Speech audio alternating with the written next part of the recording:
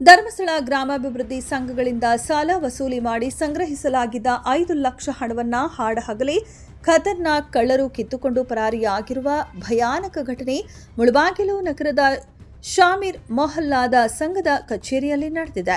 ಇನ್ನು ಘಟನೆಗೆ ಸಂಬಂಧಿಸಿದಂತೆ ಧರ್ಮಸ್ಥಳ ಗ್ರಾಮಾಭಿವೃದ್ಧಿ ಸಂಘಗಳಿಂದ ಜನರು ಪಡೆದಿದ್ದ ಸಾಲದ ಹಣವನ್ನು ವಾರದ ಕಂತಿನಲ್ಲಿ ವಸೂಲಿ ಮಾಡಿ ಸಂಘದ ಅಧಿಕಾರಿ ಶಶಿಕಲಾ ಅವರು ಸಂಗ್ರಹಿಸಿ ಮುಖ್ಯ ಕಚೇರಿಗೆ ಸಾಗಿಸಲು ತಯಾರು ಮಾಡಿಕೊಳ್ಳುತ್ತಿದ್ದ ವೇಳೆ ಇಬ್ಬರು ಅಪರಿಚಿತರು ಕಚೇರಿಗೆ ನುಗ್ಗಿ ಶಶಿಕಲಾ ಅವರ ಕಣ್ಣುಗಳಿಗೆ ಖಾರದ ಪುಡಿ ಎರಚಿ ಚಾಕು ತೋರಿಸಿ ಹಣ ಕಿತ್ತುಕೊಂಡು ಆಗುಂತಕರು ಪರಾರಿಯಾಗಿದ್ದಾರೆ.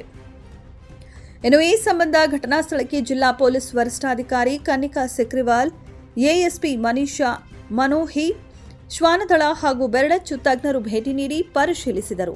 ಮುಳಬಾಗಿಲು ನಗರ ಪೊಲೀಸ್ ಠಾಣೆಯಲ್ಲಿ ಸದ್ಯ ಪ್ರಕರಣ ದಾಖಲಾಗಿದೆ.